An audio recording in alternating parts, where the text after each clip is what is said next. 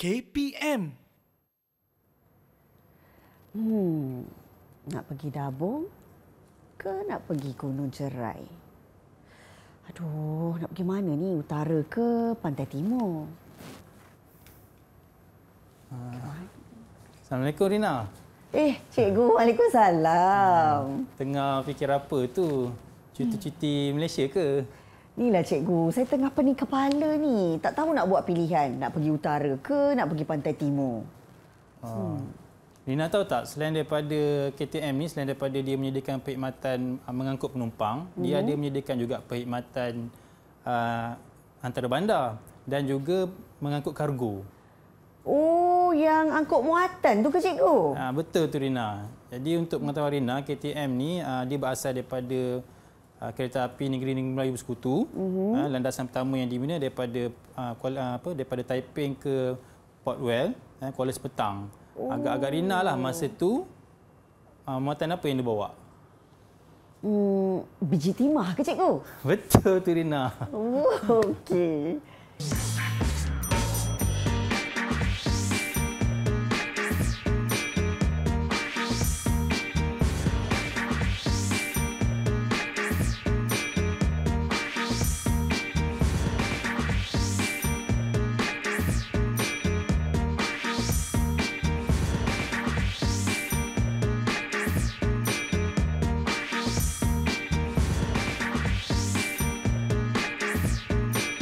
Assalamualaikum dan salam sejahtera. Bertemu kembali dalam Didik TV KPM. Hari ini anda bertemankan saya, Hazrina Kasim. Pastinya untuk 1 jam bagi slot menengah rendah, kita akan memberi fokus kepada mata pelajaran sejarah untuk tingkatan 3. Tapi agaknya apakah tajuk yang akan kita bawakan pada hari ini? Baiklah, sebelum tu elok kita berkenalan dengan guru penyampai kita. Ini dia, tak lain tak bukan Cikgu Muhammad Wafi Osman, merupakan Ketua Panitia Sejarah dari Mahat Tahfiz Darul Ulum Al-Basriyah, Kuantan, Pahang. Assalamualaikum cikgu, apa khabar? Waalaikumsalam, khabar baik Rina. Wah, hebat cikgu berlakon tadi ya. Bolehlah Rina sikit-sikit. Okey, baik cikgu. Kita juga ditemani guru jurubahasa isyarat kita iaitu Cikgu Nur Atikah Adni dari Sekolah Kebangsaan Kuala Kubu Baru, Selangor. Kita dah berkenalan dengan cikgu, kita dah tahu dah fokus mata pelajaran hari ini adalah sejarah, tapi murid-murid mungkin nak tahu topiknya kan ataupun tajuknya.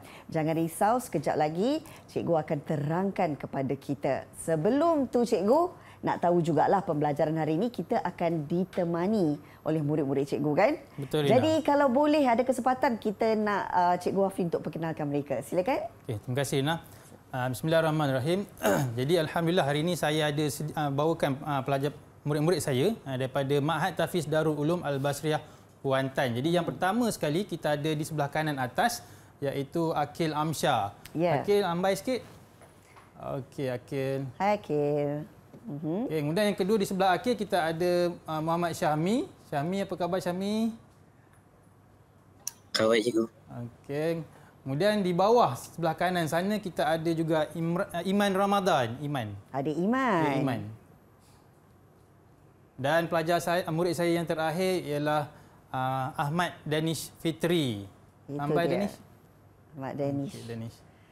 Baik, itu dia tadi 4 murid-murid yang akan bersama untuk pembelajaran hari ini. Okey, dah kenal gurunya, dah kenal murid-muridnya. Pastinya nak tahu cikgu, apa kaitan gimik yang kita lakonkan sebentar tadi dengan tajuk pembelajaran hari ini? Okay, baik Rina, sebenarnya tadi gimik yang telah kita lakonkan tadi, sebenarnya itu adalah salah satu daripada kesan pentadbiran barat lah. Di mana daripada pentadbiran barat tu mereka telah wujudkan sistem pengangkutan iaitu kereta api. Dan kereta api pada zaman dulu dia telah berkembang dan pada masa kini kereta api itu telah menjadi satu pengangkutan yang sangat pentinglah kepada kita dan kita gunakan untuk pergi ke destinasi yang kita perlukan. Okey, baiklah. Boleh kita teruskan dengan pembelajaran kita hari ini? Boleh Rina. Silakan. Okey, baik Rina. Untuk permulaannya kita akan lihat pengenalan dulu, pengenalan sistem ekonomi moden. Okey, jadi dalam 6.1 ni pengenalan dia kedatangan kuasa barat mengubah sistem pentadbiran negara. Sebenarnya untuk makluman semula kuasa barat ni dia datang sekali dengan tentera dia, kemudian dia akan datang juga dengan pemodal-pemodal Eropah dan juga mereka ni telah datang dan memperkenalkan sistem pentadbiran barat lah yang kita tahu, iaitu birokrasi barat dan juga sistem ekonomi moden. Dan kedatangan mereka ni sebenarnya telah mengeksploitasi hasil daripada bumi kita lah. Dan bermulanya perubahan bentuk ekonomi dan juga sosial, ini adalah sebagai satu orang kata pencetus kepada pengenalan sistem ekonomi moden. Okay? Dan dalam sistem ekonomi moden ni dia sebenarnya adalah mementingkan keuntungan dan juga pengumpulan harta. Jadi kita tahu dekat situ dia ada juga proses jual beli, di mana ada barang yang dijual dan dibeli dan ada alat pertukaran barang itulah. Dan inilah yang mewujudkan kepada sistem ekonomi moden kita, Rina. Okey, seterusnya saya teruskan ya. Ya, silakan cikgu. Okey, kita nak lihat yang seterusnya ialah berkaitan dengan konsep ciri-ciri ekonomi moden.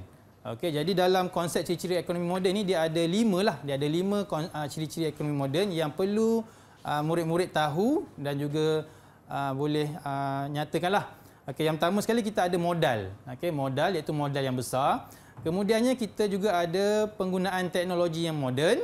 Seterusnya penggunaan tenaga buruh yang ramai dan kita ada juga pengeluaran dalam skala yang besar, dan yang terakhir sekali sebenarnya adalah tanah. Okey, jadi ciri-ciri ekonomi moden ni dia ada 5, dan untuk mudahkan pelajar murid saya ingat, saya telah ringkaskan. Jadi kalau nak ingat ciri ekonomi moden ni kita ingat MB2TP.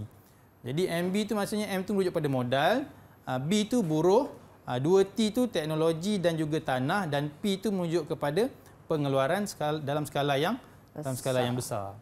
Okey. Jadi itu adalah konsep ciri-ciri ekonomi moden lah. Okey. Jadi selepas saya dah terangkan tadi, boleh tak saya nak uji sikit murid-murid saya? Boleh cikgu, silakan. Okey, jadi dekat sini saya nak minta murid saya untuk nyatakanlah ciri-ciri ekonomi moden mengikut aspek yang telah ditetapkanlah. Okey, jadi murid-murid siapa yang ingin menyatakan konsep ciri-ciri ekonomi moden ni boleh cuba angkat tangan dan juga buka mic. Okey, silakan yang pertama. Okey, adik Danish, cikgu. Danish. Okey, silakan Danish. Okey. Konsep ciri-ciri ekonomi moden yang pertama ialah ia memerlukan modal-modal yang besar untuk menjalankan aktiviti perlumbungan dan peladangan untuk tujuan ekspor. Ciri-ciri yang kedua pula ialah teknologi moden. Penggunaan teknologi moden penting bagi memudahkan kegiatan perlumbungan dan tanaman secara ladang. Itu sahaja. Okey, terima kasih Danish. Okey, baru 2. Kita ada lagi, sepatutnya ada lagi 3 konsep ciri ekonomi moden yang perlu mereka terangkan. Okey, silakan siapa nak cuba angkat tangan? Siapa lagi? Okey, silakan. Silakan Syami. Bagi ciri-ciri ekonomi moden yang ketiga ialah penggunaan tenaga buruh yang ramai dalam sektor perlumbungan dan peladangan. Bagi ciri-ciri yang keempat pula ialah pengeluaran dalam skala yang besar, iaitu kegiatan ekonomi yang berorientasikan ekspor kerana berlaku permintaan yang tinggi pada peringkat antarabangsa. Dan akhir sekali ialah tanah. British memerlukan tanah yang luas dan besar untuk keperluan tanaman ladang secara besar-besaran. Itu saja, cikgu. Okey, baik. Terima kasih Syami di atas penerangan konsep ciri ekonomi moden tadi. Sepatutnya kita boleh ke bagi bintang dekat mereka ni, Rina? Boleh sangat cikgu. Berapa kita nak beri kepada adik Danish dan juga adik Syami ya? Ya, kita bagi 1 bintang lah, Rina. Boleh ya? 1 bintang bagi setiap seorang. Setiap seorang. Syami dapat 1 bintang. Danish pun dapat 1 bintang. Okey, sekarang saya akan letakkan mana nama adik Danishnya? Di sini, Rina. Okey, ini Syami. Itu Syami. Syami 1. Syami 1. Danish 1. Danish 1. Okey, yang lain-lain tu jangan risau. Selepas ni banyak lagi soalan yang bakal diberikan oleh Cikgu Wafi. Betul. Untuk anda dapat bintang. Okey. Baik, teruskan Cikgu. Jadi itulah tadi berkaitan dengan ciri-ciri ekonomi moden, dan selepas ni kita akan lihat pula apa yang diperkatakan dengan penjelasan berkaitan dengan ciri ekonomi moden ni lah. Okey. Baik. Okey, jadi kita akan lihat Satu lagi ialah berkaitan dengan kesan pentadbiran barat. Jadi yang ini saya nak minta pandangan murid lah sebenarnya. Okey, pandangan murid berkaitan dengan kesan pentadbiran barat terhadap ekonomi dan juga sosial. Boleh ke Rina? Boleh, cikgu. Okey, jadi silakan yang pertama siapa nak cuba angkat tangan? Siapa lagi nak cuba? Okey, Akil, silakan Akil.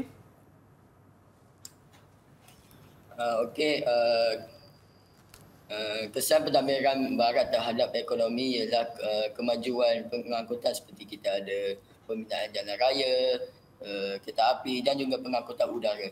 Selain itu, kita ada juga pelabuhan seperti kita ada pelabuhan Klang ataupun dulu dikenali sebagai Port Swettenham, dan yang terakhir sekali ialah sistem telekomunikasi seperti telefon, telegraf, radio dan sebagainya. Itu sahaja daripada saya, cikgu. Okey, terima kasih Akil. Okey, itu adalah kesan daripada ekonomi lah, dari sudut ekonomi. Tapi ada satu lagi kesan iaitu dari sudut sosial. Kita minta seorang lagi boleh?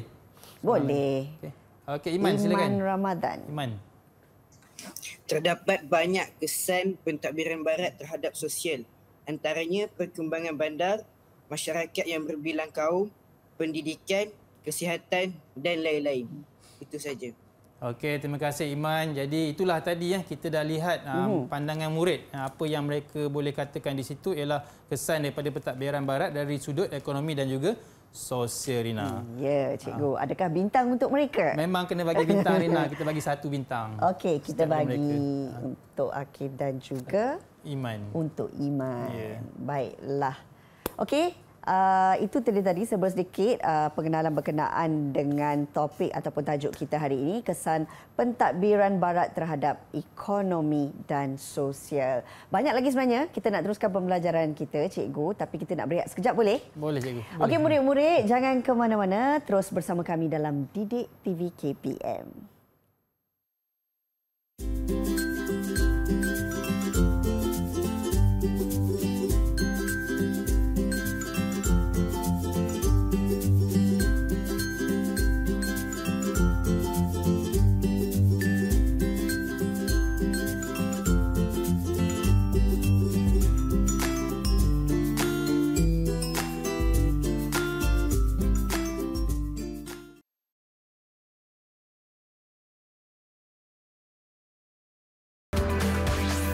Didik TV KPM. Kembali lagi bersama kami dalam Didik TV KPM. Pastinya slot ketika ini adalah slot menengah rendah dalam mata pelajaran sejarah. Tajuk yang dipilih berkenaan dengan kesan pentadbiran barat terhadap ekonomi dan sosial bersama dengan Cikgu Wafi. Cikgu, boleh kita teruskan pembelajaran? Boleh, Rina. Silakan. Okey. Baik, untuk segmen kali ini kita akan pergi kepada ciri-ciri ekonomi moden. Okay, jadi dalam ciri ekonomi moden ni kita akan lihat 2 ciri ekonomi iaitu yang melibatkan modal dan juga teknologi. Okey, modal dan teknologi. Okey, jadi dalam modal ni dia melibatkan pelabur-pelabur daripada luar lah. Pelabur-pelabur daripada luar ni mereka akan datang melabur dan memberikan pelaburan yang besar lah dalam negara kita. Okey, jadi dalam modal ni dia ada pelombongan, pertanian komersial dan juga getah. Okey, kita akan pergi kepada yang pertama sekali yang berkaitan dengan pelombongan lah. Okey, jadi dalam pembangunan ekonomi moden dia memerlukan pelaburan modal yang besar seperti yang saya sebutkan tadi. Jadi modal yang besar ini digunakan untuk modal tadi digunakan supaya dapat mempertingkatkan proses pengeluaran dalam sektor perlombongan dan juga pertanian. Dan selepas itu hasil daripada situ mereka akan dapatlah pulangan yang besar dan juga lumayanlah yang akan diberikan semula kepada pelabur-pelabur tadi. Okey, di sini kalau kita tengok ada beberapa contohlah, beberapa contoh yang berkaitan dengan pelombongan. Pada gambar ni pun ada lombong emas di Raup. Contohnya lombong emas ni yang ada di Raup Pahang ni pada tahun 1890-an, mereka telah melaksanakan pelombongan emas oleh syarikat RAMG iaitu Raup Australian Mining Gold. Dan saya juga ada bawakan di sinilah contoh model pelombongan yang dibuat oleh para pelajar. Kalau kamera boleh fokuskan di sini kan. Ini adalah contoh model lah. Okey, kemudiannya kita akan pergi kepada pelombongan ni lah. Dan untuk pelombongan ni kita nak minta bantuan daripada murid saya. Boleh, Rina? Boleh, cikgu. Okey. Jadi kita nak tengok pelumbungan ni, ada pelumbungan negeri-negeri Melayu, Sabah dan Sarawak. Okey, jadi minta bantuan pelajar untuk berikan pelumbungan dari negeri-negeri Melayu. Okey, silakan. Baik, siapa? Okey, Danish. Danish. Silakan Danish. Okey. Antara tempat ataupun lokasi pelumbungan di negeri-negeri Melayu melibatkan emas. Emas dilumbung secara komersial di Raut Pahang. Yang kedua ialah arang batu. Arang batu ini dilumbung di Batu Arang Selangor. Seterusnya biji timah. Biji timah dilumbung di daerah Lukut, Sungai Ujung, Larut dan juga Kelang. Akhir sekali kita ada pelumbungan.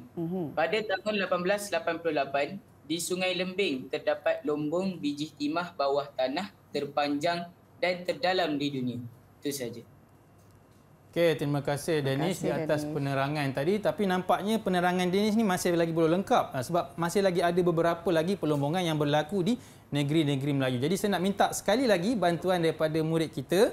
Silakan. Boleh, silakan. Siapa nak bantu? Siapa nak bantu kat tangan? Okey, silakan. Ada dua. Yang mana satu pilihan cikgu? Syami. Silakan Syami. Antara tempat lain bagi lumbung biji timah ialah di Ampang KL dan Lembah Kinta di Perak. Selain itu, permintaan tinggi pada peringkat antarabangsa menyebabkan British menggubal undang-undang enactment supaya mereka dapat menguasai biji timah tersebut. Dan akhir sekali, antara syarikat yang menjalankan aktiviti pelumbungan biji timah ialah syarikat Gopeng Consolidated dan syarikat Malayan Tin Dredging. Itu saja. Okey. Terima kasih. Terima kasih Syami. Okey, kita dah tengok tadi pelumbungan bagi negeri-negeri Melayu. Jadi sekarang ni kita pergi kepada pelumbungan yang berlaku di Sabah dan Sarawak. Nampaknya ada murid saya rajin sangat angkat tangan ni. Wah, laju Iman. Silakan. Cikgu. Ya, silakan. Izinkan saya berkongsi maklumat. Menurut dapatan melalui pembacaan saya, lumbung biji timah di Sungai Lembing adalah yang terbesar di dunia dan terkaya di negeri Pahang. Bandar ini diibaratkan sebagai Eldorado Timur di negeri-negeri Tanah Melayu. Ini kerana wujud perkampungan masyarakat Inggeris di lembah Sungai Kenau. Itu saja. Okey, terima kasih Iman. Betul lah apa yang pandangan yang diberikan oleh murid saya tadi. Memang pelumbungan yang berlaku di Sungai Lembing tu, kita ada lumbung biji timah yang terpanjang dan yang terdalam sebenarnya. Dan memang ada pun penempatan masyarakat Inggeris di Sungai Kenau tu. Okey, jadi kita pergi kepada Sarawak tadi. Okey, Sarawak sama juga. Sarawak kita ada emas di Bau. Jadi kita tahu Sarawak ni pemerintah dia pada ketika itu ialah kerajaan dinasti Brooke lah. Pemerintah dia iaitu Charles Brooke, dia berikan hak monopoli untuk pelumbungan ni pada syarikat Borneo Berhad. Syarikat Borneo Berhad. Dan dekat situ juga ada juga pelumbungan yang melibatkan petroleum. Kita ada petroleum yang dilumbung di Miri dan di situ ada kilang penapisan minyak lah untuk petroleum. Bagi Sabah, Sabah pun sama juga. Sabah dia ada kegiatan melumbung emas dan untuk Sabah ni dia ada pelumbungan yang dibuat yang diberikan kuasa oleh SBUB iaitu Syarikat Borneo Utara British dan mereka ni telah bawa pemodal baru dengan kedatangan teknologi baru inilah untuk melumbung di Sabah dan mineral yang dilumbung adalah arang batu dan syarikat pelumbungan yang melumbung hasil mineral itu ialah syarikat Kowi Harbour Coal. Okey. Itu pelumbungan. Okey, ini adalah gambar-gambar pelumbungan di negeri-negeri Melayu lah. Kita ada Gopeng Consolidated kemudian syarikat pelumbungan emas tadi. Okey, yang ini di Sabah dan juga di Sarawak. Sabah dan juga Sarawak. Okey, syarikat Kowi Harbour Coal dan juga The Anglo-Saxon Petroleum Company. Okey, seterusnya murid-murid dan juga Rina, kita nak pergi kepada pertanian komersial lah, pertanian komersial. Okey, jadi dalam pelaburan modal tadi dia melibatkan pertanian komersial. Sebab dalam pertanian komersial ni kedatangan pihak barat khususnya British, mereka telah menguasai negara kita dan mereka perlukan hasil untuk memperdagangkan produk mereka lah, memerlukan hasil tempatan untuk diperdagangkan. Jadi pada ketika itu sebenarnya dah wujud dah beberapa pertanian ataupun hasil tanaman yang diusahakan, cumanya tidak secara menyeluruh lah. Jadi kita lihat di sini ada lada hitam kan, hitam, kemudian ada cengkeh kan, kemudian ada sagu. Ini semuanya adalah hasil pertanian yang mereka usahakan kerana harganya yang tinggi di pasaran dunia. Okey. Jadi dalam negeri-negeri Melayu kita ada lada hitam seperti saya sebutkan tadi, lada hitam, buah pala, cengkeh. Ini yang diekspor lah, diekspor untuk tujuan ekspor. Yeah. Dan seperti mana yang kita tahu di Perak kita ada tebu. Jadi tebu saya tak adalah bawa kat sini. Tebu kalau ada boleh minum terus cikgu. Ya, boleh. Tapi yang saya ada bawa kat sini kopi, kopi. Tu di negeri-negeri Melayu lah kita ada kopi. Kemudian kita ada juga ubi kayu. Ubi kayu ni ditanam di Melaka lah, di Melaka, Negeri Sembilan, Selangor. Okey.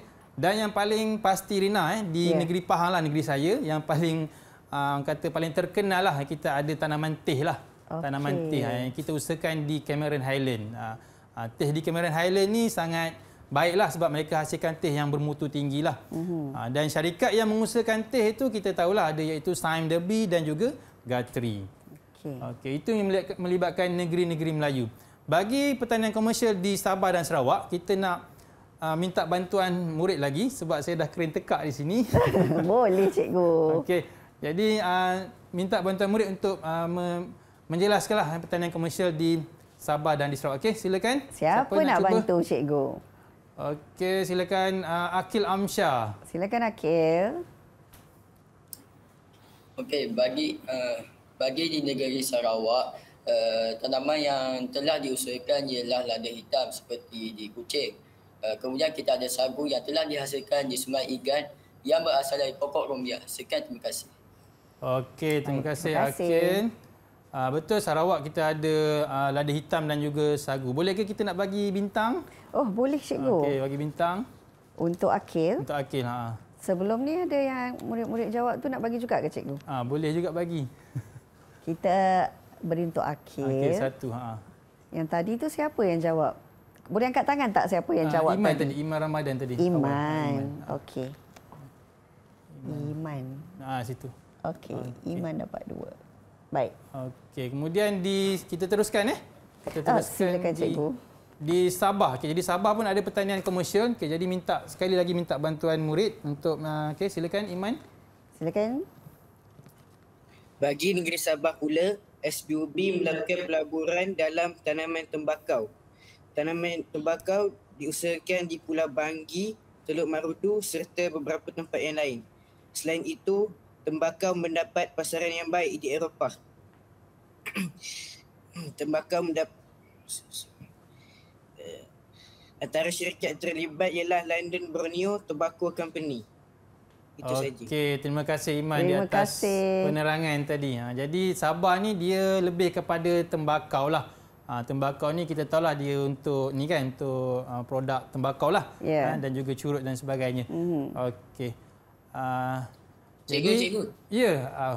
Silakan. Boleh tak saya nak kongsi sikit pasal sagu? Silakan. Okey. Menurut maklumat yang saya dapat, sagu ini adalah sejenis kanji dan juga makanan ruji bagi penduduk peribumi Sabah dan Sarawak.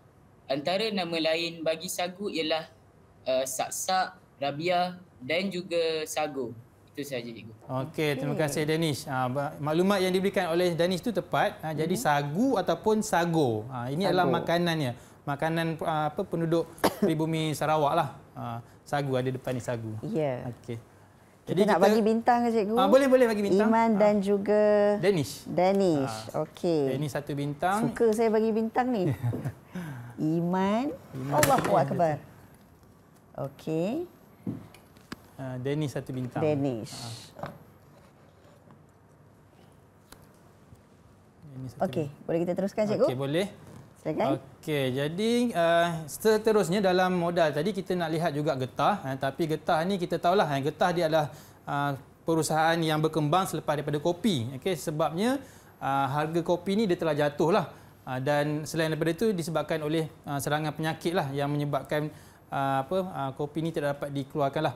Okey, jadi dalam getah ni sebenarnya dia sebagai satu tanaman yang komersial juga.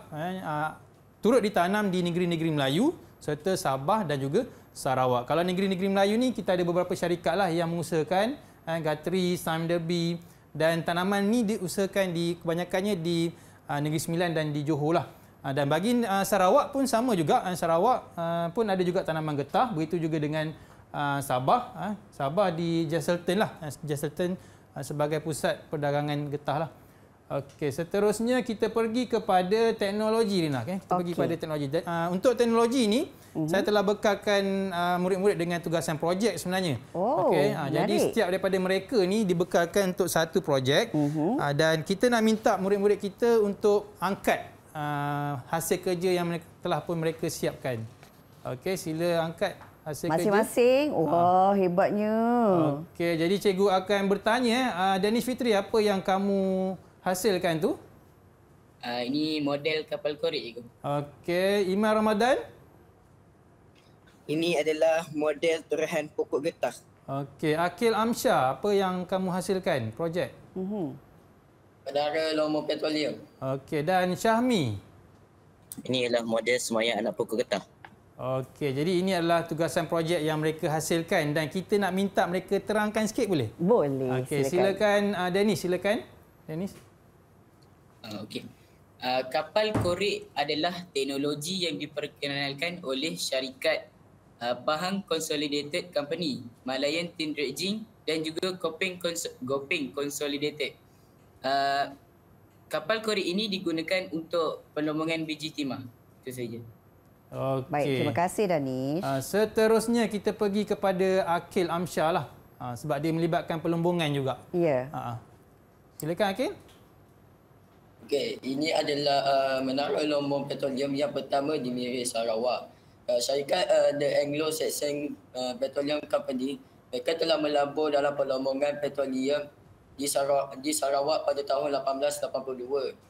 Petroleum itu telah dijumpai di Miri pada tahun 1910 dan dihantar ke kilang menapis minyak yang didirikan di Lutong Miri. Sekian, terima kasih. Okey, jadi itu teknologi bagi pelombongan. Jadi pelombongan ni dia ada kapal korek tadi, satu-satunya kapal yang tidak berada di lautan. Dia berada di darat lah. Dan untuk pertanian, okay, kita nak minta Iman Ramadan, silakan. Silakan Iman. Sistem ini dipanggil sebagai teknik turahan tulang ikan herring. Teknik ini diperkenalkan oleh H.N. Ridley yang dilantik sebagai pengarah Taman Botanika Singapura. Teknik ini mampu memanjangkan jangka hayat pokok getah. Okey, teknik tulang ikan herring dibuat kalau torehan ikan tu dibuat di tepi lah, di tepi pokok kiri dan kanan. Okey, dan yang terakhir sekali cikgu nak tengok hasil projek daripada Syahmi. Silakan Syahmi. H.N. Ridley juga memperkenalkan teknik bungkus anak pokok getah dalam arang yang lembab. Hal ini membolehkan anak pokok getah ini jangka hayatnya panjang dan dapat diangkut ke tempat yang lebih jauh. Okey, betul tu Syahmi. Okey, jadi teknik semayan biji benih tadi tu dengan menggunakan arang sebenarnya. Jadi arang yang lembab tu mampu memberikan kelembapan kepada biji benih untuk dibawa ke tempat yang lain lah. Okey. Jadi seterusnya kita akan pergi kepada okey, ini adalah gambaran pelombongan di Sabah dan Sarawak. Jadi kita dah lihat tadi. Yang ini pula adalah berkaitan dengan pertanian lah. Jadi anak murid saya tadi dah pun terangkan teknologi yang melibatkan pertanian. Okey, seterusnya yang ini adalah gambar yang terakhir lah dalam pertanian bagi negeri-negeri Melayu di Sabah dan juga di Sarawak. Okey, kita lihat di sini kita ada H.N. Ridley lah yang tadi yang memperkenalkan teknik tulang ikan, herring dan juga benih getah. Kemudiannya dalam pertanian ni juga melibatkan getah tadi kan. Getah ni kalau kita lihat gambar di sini ialah aktiviti memproses getah untuk dijadikan produk-produk lah. Kemudian sagu tadi. Okey, sagu tadi dia berasal daripada pokok rumbia dan diproses untuk dijadikan makanan lah. Dan yang terakhir sekali ialah produk tembakau tadi, di kilang yang menghasilkan daun tembakau tadi. Okey. Baik. Jadi itu dia tadi penerangan daripada Cikgu Wafi berkenaan dengan ciri-ciri ekonomi moden. Kita ambil dua ciri utama tadi ya. Betul. Cikgu, baik. Kita nak berehat sekali lagi Cikgu, boleh? Boleh Rina. Sambil-sambil itu sekejap lagi saya nak beri markah kepada adik-adik kita yang sememangnya memberikan jawapan dan juga projek yang sangat hebat saya rasa. Betul. Boleh Cikgu? Boleh. Okey, jangan ke mana-mana murid-murid. Kita jumpa lagi dalam Didik TV KPM.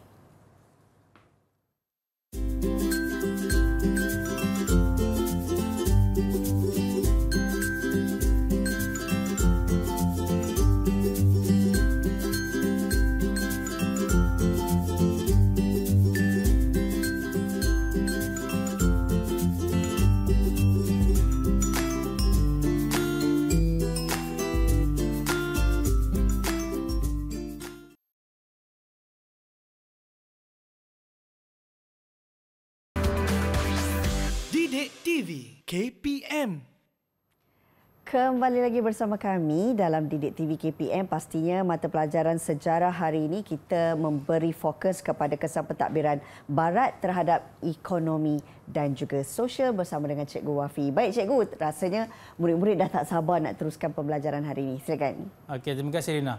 Okey, untuk segmen kali ini kita akan pergi kepada 3 ciri yang lainlah untuk ciri ekonomi moden tadi, iaitu yang melibatkan buruh, kemudian pengeluaran dalam skala yang besar, dan yang ketiga adalah tanah. Okey, jadi ketiga-tiga ciri ini ialah ciri-ciri ekonomi moden lah. Okey, yang pertama sekali kita pergi kepada buruh. Kenapa buruh ni penting dalam ciri ekonomi moden? Okey, yang pertama sekali buruh ni mereka ni dibawa masuk oleh kuasa barat untuk dilengkapkan dalam kegiatan perlombongan dan juga pertanian di negara kita lah. Jadi maksudnya mereka ni dibawa masuk untuk menampung dalam aktiviti-aktiviti kegiatan perlombongan dan juga pertanian.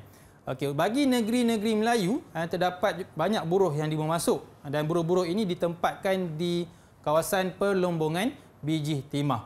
Begitu juga dengan perlombongan yang berlaku di Sarawak dan Sabah, buruh dibawa masuk dan mereka ini mengusahakan antimoni lah dan juga emas di bau. Itu di Sarawak lah. Dan yang ketiga di Sabah, sama juga mereka ni bekerja dalam sektor perlombongan yang mana mereka melaksanakan aktiviti melombong emas di Sungai Segama. Okey. Bagi pertanian, kita pergi kepada pertanian. Kita tahu dalam aspek pertanian ni buruh ni pun sangat diperlukan lah. Sebab mereka ni akan melengkapkan untuk mengisi aktiviti pertanian dalam kawasan-kawasan ladang. Itu yang berlaku di negeri-negeri Melayu lah. Ada beberapa buruh dibawa masuk untuk menjalankan aktiviti pertanian. Kemudian di Sarawak kita lihat di sini ada buruh daripada China yang dibawa masuk oleh pemerintah pada ketika itu, iaitu Charles Brooke, dan juga ada orang Jawa yang dibawa masuklah sebagai buruh di Sarawak. Jadi mereka ni ditempatkan di kawasan ladang getah untuk bekerja sebagai buruh. Dan di Sabah pun sama juga. Di Sabah kalau kita tengok tadi dia melibatkan aktiviti tembakau. Jadi buruh ini akan bekerja di ladang tembakau lah. Dan SBUB telah membentuk lembaga penasihat orang Cina disandarkan untuk menjaga kebajikan bagi orang Cina. Okey, jadi inilah gambar-gambar buruh yang telah mereka tempatkan di negeri-negeri Melayu, di Sabah dan juga di Sarawak. Okey, ini di Sarawak. Okey, di Sarawak kegiatan buruh daripada inilah orang Cina Focau. Okey. Kemudian di Sabah. Satu lagi di Sabah. Okey. Okey, orang Cina dibawa masuk untuk bekerja di ladang tembakau. Ini yang berlaku di Sabah lah. Okey. Seterusnya Rina dan juga murid-murid sekalian, kita nak pergi kepada pengeluaran dalam skala yang besar lah dan juga bercirikan eksport. Okey, jadi untuk pengetahuan semua, pengeluaran dalam skala yang besar ini merupakan satu daripada ciri ekonomi moden. Dan dalam kegiatan perlombongan dan juga pertanian, pihak barat memerlukan pengeluaran aktiviti ataupun produk dalam skala yang secara besar-besaran supaya ini dapat memenuhilah keperluan mereka di pasaran di barat lah. Dan apa yang saya bawakan di sini ialah berkaitan dengan data perlombongan negeri-negeri Melayu. Okey. Mungkin kita boleh perincikan sikit perlombongan negeri-negeri Melayu ni. Kalau kita lihat pada tahun 1910, yang pertama sekali, kita lihat di sini pelombong Eropah hanya berjaya mengusahakan 22% sahaja daripada pengeluaran biji timah. Berbeza dengan pelombong Cina, sebab pelombong Cina dia mendapat 78% daripada pengeluaran biji timah. Tetapi menjelang tahun 1937, perkara ini telah berubah sama sekali. Di mana pelombong Eropah kita lihat dia telah menghasilkan lebih, iaitu dengan 68% daripada pengeluaran biji timah. Manakala bagi pelombong Cina pula hanya 32% sahaja. Okey, jadi nampak perbezaan yang ketara di situ. Mungkin ada sesuatu yang berlaku. Okey. Jadi agak-agaknya lah kenapa boleh berlaku perkara ni. Okey, jadi itulah macam saya sebutkan tadi, perlombongan ni dia melibatkan negeri-negeri Melayu dan peratusan dia sangat berbeza. Cikgu. Ya, Dennis. Saya ada satu soalan nak tanya. Silakan. Kenapa berlaku perbezaan peratus pengeluaran biji timah antara pelombong Eropah dan pelumbung Cina. Okey, Danish. Soalan yang baik daripada Danish. Memang kita tengok daripada data ni memang perbezaan yang ketara lah. Jadi agak-agaknya soalan ni mungkin kita boleh lontarkan semula kepada murid untuk jawab. Silakan kalau ada siapa ada jawapan untuk jawab, silakan. Ada rakan-rakan lain nak menjawab? Okey, Syami. Silakan. Antara faktor perbezaan peratusan antara pelombong Cina dan pelombong Eropah ialah pelombong Eropah menggunakan teknologi yang lebih maju seperti kapal korek, mesin gerudi, jentera dan sebagainya. Manakala pelombong Cina menggunakan teknik tradisional. Okey, terima kasih Syami. Terima kasih. Jadi itulah jawapan yang kita cari sebenarnya. Betul, pelombong Eropah mereka telah datangkan teknologi di mana dengan teknologi itu mereka dapat menghasilkan peratusan pengeluaran bil timah yang lebih lah. Jadi bolehkah kita nak bagi bintang ni? Boleh cikgu. Okey. Saya cari nama Syami. Syami sekejap. tadi, di tengah. Di tengah, Di tengah. Okey. Okey. 1 bintang. Baik. Okey, saya teruskan. Silakan cikgu. Okey. Okey, tadi di negeri-negeri Melayu, okey, sekarang ni di Sabah dan juga di Sarawak lah. Okey, perkara yang sama juga berlaku sebab di Sarawak kalau kita lihat di sini mineral yang di Lombong ialah arang batu. Pada tahun 1874 hanya 500 tan sahaja yang berjaya diusahakan pada ketika itu, tetapi menjelang 1898 sebanyak 31,390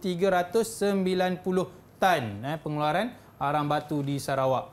Dan kalau kita lihat untuk pengeluaran petroleum pula pada tahun 1912 hanya 5,534 tan sahaja yang berjaya dihasilkan, tetapi menjelang tahun 1920 146,729 tan. Nampak perbezaan yang sangat besar di situ. Yeah. Okey, jadi perbezaan ini adalah disebabkan oleh teknologi yang dibawakan oleh pelabur-pelabur tadi. Okey. Okey, kita beralih kepada pertanian. Okey, jadi di sini kita akan lihat pertanian bagi negeri-negeri Melayu, Sarawak dan juga Sabah. Okey, untuk pertanian ni hasil yang mereka bawa ialah getah sebenarnya. Okey, kita lihat daripada tahun 1901 sehingga 1912, pada tahun 1901 hanya 5,965 ekar tanah yang diusahakan untuk pelandangan untuk ladang getah.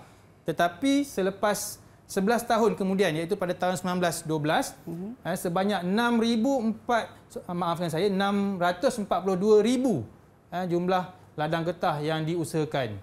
Okey, jadi nampak perbezaan yang sangat besar di situ. Okey, mungkin ada sesuatu yang berlaku disebabkan oleh keluasan peladangan getah yang bertambah ini. Cikgu, saya nampak tadi Akil angkat tangan, cikgu. Ya, silakan Akil. Cikgu, saya ada satu soalan ni. Silakan. Kenapa wujudnya perbezaan keluasan ladang getah pada tahun 1901 dan juga 1912? Okey, soalan Akil dia nak bertanyalah kenapa wujud perbezaan tadi tu daripada 1901 sampai 1912. Ladang getah pun memang bertambah, bukan sikit tapi banyak. Yeah. Okey, jadi agak-agaknya ada tak jawapan daripada murid-murid kalau ada? Okey, Iman lagi. Silakan Iman. Di antara faktor pentambahan luasan ladang getah ialah permintaan yang tinggi di negara-negara Eropah. Selain itu, getah dijadikan tanaman komersial untuk dieksport. Ini juga mungkin kerana banyak produk yang dihasilkan daripada getah. Itu saja, Cikgu. Okey, terima kasih Iman. Betul tu Iman. Jadi getah ni dia mendapat permintaan yang tinggi dan dia dieksport lah. Dan selain itu banyaklah produk-produk getah yang dihasilkan. Okey, mungkin kita boleh bagi juga bintang di sini? Boleh, cikgu. Okey. 1 untuk Iman. Okey. Okey. Okey, dan yang terakhir sekali ialah melibatkan tanah lah. Jadi kita tahu bahawa tanah ni adalah salah satu aset. Jadi aset yang sangat berharga yang perlu diusahakan oleh pemodal lah. Pemodal dan juga pelabur. Dan tanah ni sebenarnya mereka akan mengusahakan tanah yang belum diteroka sebenarnya. Sebab kalau mereka usahakan tanah yang dah diteroka, tanah itu adalah tempat pertempatan penduduk. Jadi mereka akan usahakan tanah yang belum diteroka bagi perlombongan serta perladangan. Okey, kita lihat di sini ada syarikat-syarikat yang telah mengusahakanlah. Kita ada Boston and Company Limited, Guthrie. Kemudian kita ada Sime Derby, dan juga Harrison Crossfield Limited Borneo Corporation Limited. Okey. Jadi untuk segmen ini secara kesimpulannya kita telah lihat di sini bahawa bagi ciri ekonomi moden tadi tu dalam sistem ekonomi moden kita lihat bahawa kuasa barat telah mengeksploitasilah sumber-sumber yang ada berdasarkan kepada ciri ekonomi moden tadi. Jadi nilainya di sini kita perlulah sebenarnya berusaha dan juga ambil iktibar supaya apa yang kita usahakan itu dapat membuahkan hasil yang lumayan. Dan juga yang paling penting sebenarnya kita perlulah memelihara dan juga memastikan kekayaan negara kita ini tidak terlepas daripada pihak luar untuk dieksploitasi. Okey. Baik, itu dia tadi antara 3 ciri-ciri utama dalam ekonomi moden yang diterangkan oleh Cikgu Wafi sebentar tadi, dan kita melihat bagaimana respon daripada murid-murid sendiri tentang pemahaman mereka berkenaan dengan topik ini. Cikgu, kita nak berehat sekali lagi? Boleh. Murid-murid jangan ke mana-mana, kita akan kembali semuanya di Didik TV KPM.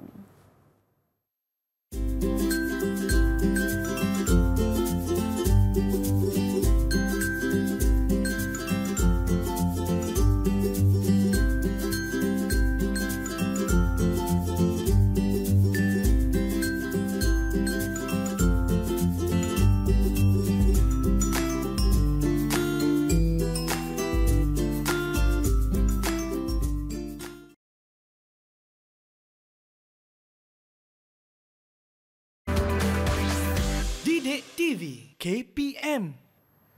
Terus bersama kami di Didik TV KPM untuk slot menengah rendah hari ini, fokus untuk mata pelajaran sejarah bagi tingkatan 3 dengan tajuknya Kesan Pentadbiran Barat terhadap Ekonomi dan juga Sosial.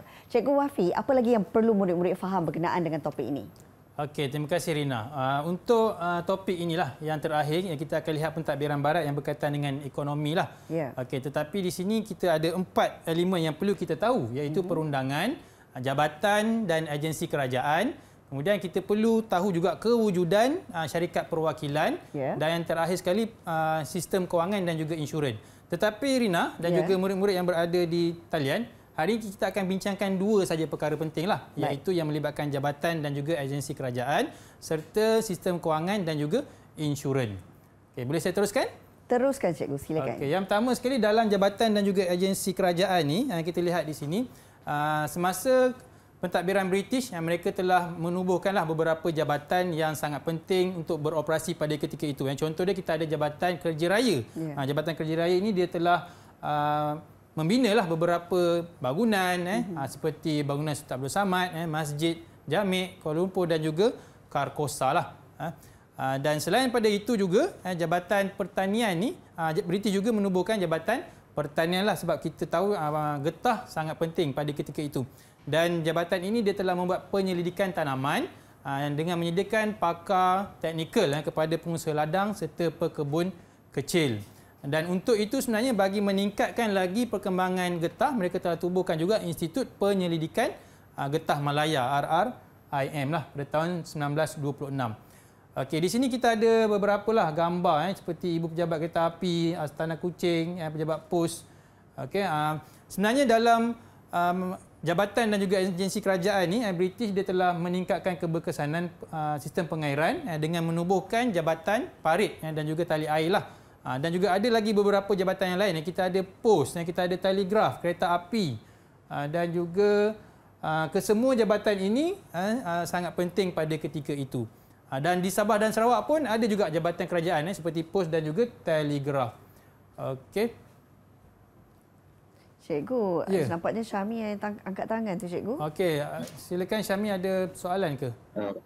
Cikgu, saya nak tanya, wujud lagi ke jawatan atau agensi kerajaan ketika pentadbiran British yang masih kekal hingga ke hari ini? Okey, terima kasih Syami. Okey, pertanyaan Syami ni pun mungkin menimbulkan ada pertanyaan lah mereka ni kan, nak tahu adakah masih lagi wujud jabatan-jabatan ini ataupun masih lagi dah tak ada ataupun dah dinaik taraf. Okey, jadi seperti biasalah, cikgu asyik cikgu je yang berikan jawapan. Apa kata kali ini murid sekali lagi memberikan jawapan? Silakan. Ada murid-murid atau rakan-rakan nak bantu? Ada cikgu. Ramai. Siapa agaknya cikgu nak pilih? Siapa Akil ya? Akil. Boleh Akil? Saya cikgu. Danish. Danish. Okey. Bagi soalan Syahmi tadi, ya, kerana kemudahan perkhidmatan pos dan telegraf telah diubah kepada Pos Malaysia. Selain itu, Institut Penyelidikan Getah Malaya juga telah dinaik taraf kepada Lembaga Getah Malaysia. Tidak lupa juga, Ibu Pejabat Kereta Api Negeri Melayu Bersekutu telah ditukarkan kepada Kereta Api Tanah Melayu Berhad ataupun dikenali sebagai KTMB. Itu saja, Cikgu. Okey. Jelasnya di sini. Maksudnya di sini memang ada lagi lah jabatan agensi kerajaan yang wujud malah telah dinaik taraf lah seperti kereta api tadi jadi KTMB kan. Dan getah tadi jadi lembaga getah. Okey, seterusnya kita akan ada lagi, silakan Syahmi. Jadinya ada banyak lagi jabatan dan agensi kerajaan yang masih kekal hingga hari ini. Jabatan ini wujud untuk membantu dan melancarkan sistem pentadbiran British. Itu saja. Okey, terima kasih Syahmi. Penerangan yang baik daripada Syahmi. Seperti yang saya sebutkan tadi, memang masih lagi wujudlah jabatan-jabatan ni. Sama ada mereka kekal ataupun telah dinaik taraf. Okey, kita beralih kepada sistem kewangan dan juga insurans. Okey. Jadi dalam sistem kewangan, yang pertama sekali sistem kewangan, dia melibatkan modal dan juga dia melibatkan perbankan ataupun mata wang dan juga perbankan. Jadi dalam sistem kewangan ni, Kuasa Barat dia telah memperkenalkan penggunaan mata wang asing lah di negara kita. Dan kita lihat di sinilah ada beberapa mata wang yang telah digunakan, seperti kita ada mata wang perak Sepanyol seperti gambar yang saya bawakan di sini, yang diperkenalkan pada tahun 1580. Okay. Seterusnya selain daripada itu ada juga mata wang yang telah digunakan bagi negeri-negeri Melayu dan juga negeri Selat. Okey, jadi ini mata wang lah. Untuk pengetahuan murid-murid yang berada di rumah dan serta di seluruh negara lah, kewujudan sistem mata wang ni dia ada satu badan ataupun lembaga. Kita panggil Lembaga Pesuruhjaya Wang yang mengeluarkan wang kertas di bawah Ordinan ke-8. Okey, jadi dalam penubuhan Lembaga Pesuruhjaya Mata Wang ni, mereka telah mengeluarkan wang-wang kertas bagi negeri-negeri Selat. Dengan keluarnya wang kertas ni menyebabkan mata wang kerajaan Melayu pada ketika itu terhapus. Okey. Dan pada tahun 1939 dolar Selat telah digantikan dengan dolar Malaya. Baik, seterusnya kita pergi kepada perbankan lah. Okey, perbankan. Okey, yang ni tadi. Okey, perbankan lah. Jadi sebenarnya dalam perbankan ni kenapa dia wujud? Yang pertama sekali kita tahu pemodal ni mereka ada modal. Jadi untuk memudahkan mereka dapatkan modal dan salurkan kepada negeri-negeri, mereka telah wujudkan sistem perbankan lah supaya modal-modal ni dapat disalurkan dengan mudah dan tak lari daripada kawasan yang mereka nak berikan. Kalau di negeri-negeri Melayu ataupun di Sabah dan di Sarawak. Okey, habis berkaitan dengan perbankan tadi, kita pergi kepada insurans. Okey. Jadi insurans ni pun satu elemen yang sangat penting dalam pentadbiran dalam ekonomi. Sebab insurans ni kita tahu dia adalah sebagai satu jaminan ataupun nak menghindari daripada berlakunya risiko. Jadi di sini kita ada beberapa syarikat insurans yang telah diperkenalkan, seperti kita ada syarikat Royal Insurance Company, Ken Guan Insurance Limited dan kita ada Commercial Union di Ipoh. Okey. Dan kalau kita lihat di sinilah pada abad ke-19 dan abad ke-20, kita ada kapal laut yang menggunakan pengangkutan. Jadi bila kita gunakan kapal, sebenarnya di situ mereka ada bawa hasil dan juga ada bawa muatan. Jadi untuk melindungi daripada berlakunya risiko, jadi mereka perlukan insurans lah untuk melindungi muatan dan juga hasil yang mereka nak perdagangkan. Okey. Okey, jadi dalam insurans ni ada beberapa insurans yang wujud, iaitu kita ada insurans nyawa, insurans kemalangan, insurans kebakaran dan juga insurans perniagaan serta insurans harta. Okey. Okey. Cikgu, nampaknya Iman ada angkat tangan. Ya, Iman ni sangat proaktif. Ya. Silakan Iman. Saya ada satu soalan. Boleh tak cikgu tolong huraikan kepentingan sistem kewangan dan insurans yang diperkenalkan oleh British? Okey, jadi soalan Iman, apa dia kepentingan sistem kewangan dan juga insurans? Okey, jadi Adakah jawapan daripada murid? Adakah jawapan daripada murid? Okey, Akil nak cuba. Silakan Akil. Okey, kepentingan bagi sistem kewangan ialah British ingin modal dari pelabur untuk melicikkan semua urusan kewangan dengan membina bank yang disalurkan oleh pelabur luar.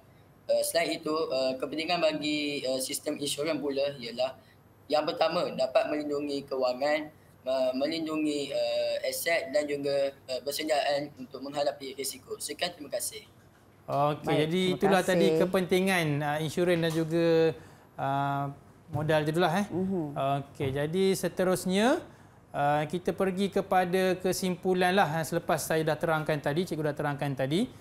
Okey, jadi cikgu pergi kepada kesimpulan akhir lah. Jadi dalam kesimpulan inilah kita nak terangkan bahawa bersikap terbuka lah, kita perlu bersikap terbuka dan juga perlu bersedia menerima perubahan bagi memajukan diri, agama, bangsa dan negara.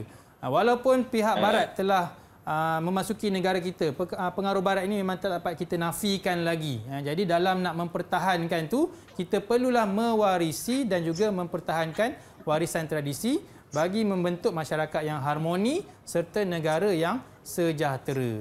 Jadi itulah kesimpulan daripada cikgu lah. Yes. Ada Syami. Cikgu. Okey, silakan Syami, boleh ke? Boleh bagi Syami? Boleh, teruskan Syami. Jadi kesimpulannya untuk hari ini, British ni telah memperkenalkan sistem ekonomi moden supaya untuk mereka mengeksploitasi sumber hasil bumi kita dengan dalam sektor pelembungan dan peladangan. Hal ini memberi iktibar kepada kita supaya sikap bergigih dalam melakukan suatu pekerjaan supaya mendapat pulangan yang sangat lumayan. Itu saja. Wow. Okey. Hebat Syami. Terima kasih. Okey, ada lagi kesimpulan daripada murid? Ada lagi ke yang nak berikan kesimpulan? Okey. Jadi begitulah tadilah kesimpulan yang telah mereka sampaikan. Jadi nampaknya itu sahajalah kot, Rina. Boleh, daripada cikgu. saya. Okey, cikgu, sebelum kita nak berakhir ni, nak tahu juga bagaimana prestasi murid-murid kita secara dalam talian untuk hari ini. Okey, baik Rina. Kalau kita tengok tadi murid-murid kita sangat aktif lah. Malahan sangat proaktif boleh saya katakan. Dengan pencapaian-pencapaian mereka, ada beberapa bintang di sini. Jadi secara keseluruhannya sangat baiklah, Rina. Baik. Ya. Baik, itu dia tadi. Tahniah kepada murid-murid hari ini yang memberikan respon dan juga sangat membantu untuk pembelajaran kita. Tetapi cikgu, bagi murid-murid yang nak membuat latihan pengukuhan, bagaimana caranya untuk mereka dapatkan Okey, bahan? jadi untuk mereka dapatkan bahan ataupun latihan, mereka boleh melayari Pelantar D5 KPM. Baiklah, itu dia tadi. Murid-murid jangan risau, boleh terus ke Pelantar D5 KPM bagi mendapatkan latihan pengukuhan dan bahan pembelajaran untuk hari ini. Cikgu, terima kasih banyak-banyak untuk kelas kita hari ini bersama dengan Cikgu Muhammad Wafi Osman, Ketua Panitia Sejarah dari Mahat Tafiz Darul Ulum Al-Basriyah, Kuantan, Pahang. Juga kepada murid-murid kita, boleh lambai semua. Kita ada Syami, Akil, Iman, Danish. Tahniah kepada murid-murid. Hebat sangat hari ini. Tahniah juga kepada murid-murid yang sedang menonton ketika ini kerana memberi fokus kepada pembelajaran kita. Terima kasih juga kepada Cikgu Nur Atikah Adni setia menemani kita dari Sekolah Kebangsaan Kuala Kubu Baru, Selangor. Itu dia tadi, mudah-mudahan pembelajaran hari ini memberi manfaat untuk semua. Jumpa lagi dalam Didik TV KPM. Assalamualaikum. Bye.